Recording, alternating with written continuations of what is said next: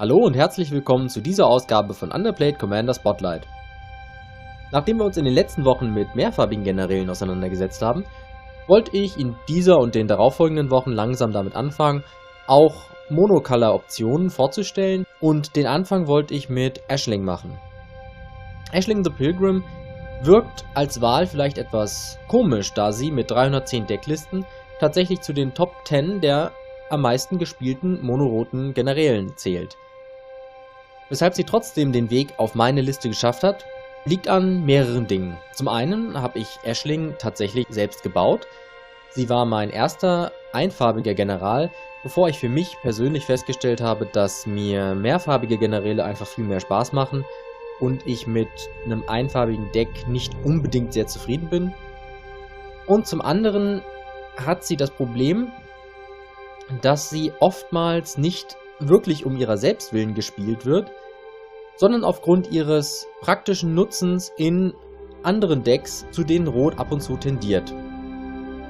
Das Problem von vielen einfarbigen Decks ist nämlich das, dass sie sehr leicht dazu tendieren, Good Stuff Decks zu sein, und gerade auf Rot trifft das zu, indem man Karten wie Braids of Fire, Caged Sun, Extraplanar Lens oder Gauntlet of Power hat, die das Mana extrem beschleunigen und quasi das Deck in die Richtung Big Red zwingen.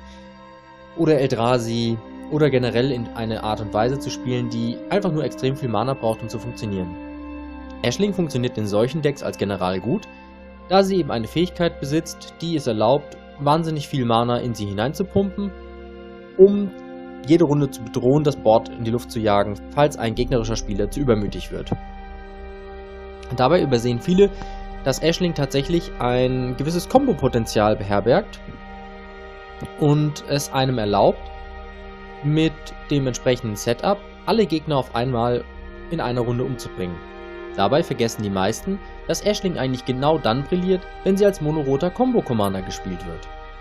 Hat man durch ihre Fähigkeit genug Marken auf sie gelegt, lässt sich das Spiel nämlich durch die Karten Arcbond und Chandra's Resignation binnen eines Zuges beenden, wenn man sie mit Karten wie Past in Flames, Dual Casting, Increasing Vengeance, Artefakten wie Primal Amulet oder Pyromancer's Goggles kopiert und dafür sorgt, dass alle Gegner genügend Schaden bekommen, während man selbst durch Karten wie Luxodon Warhammer oder Basilisk Collar am Leben bleibt. Damit Aisling nicht das Zeitliche segnet, bedient man sich Karten wie Darksteel Plate oder Magebane Armor und streut zur ständigen Aktivierung ihrer Fähigkeit auch noch Karten wie Hearthstone ein. Dass Ring of Valkas natürlich in meiner Liste über Lightning Greaves steht in diesem Deck außer Frage. Als zweite Win-Condition bieten sich Planeswalker an, die wie Sarkhan, the Dragon Speaker, Koth of the Hammer oder Chandra the Firebrand dafür sorgen, dass man immer etwas auf dem Feld zurücklässt, wenn man selbst gerade alles in die Luft gejagt hat. Um an all diese Karten zu kommen, lohnt es sich natürlich, Spontanzauber und Hexereien zu spielen. Die Karten ziehen aber üblicherweise mit Zusatzkosten verbunden sind, denn diese werden bei einer Kopie nicht berücksichtigt, weshalb man einen kompletten Mehrwert aus diesen Karten zieht. Cathartic Reunion, Magmatic Insight, Tormenting Voice oder Wild Guess werden förmlich zu Karten wie Ancestral Vision.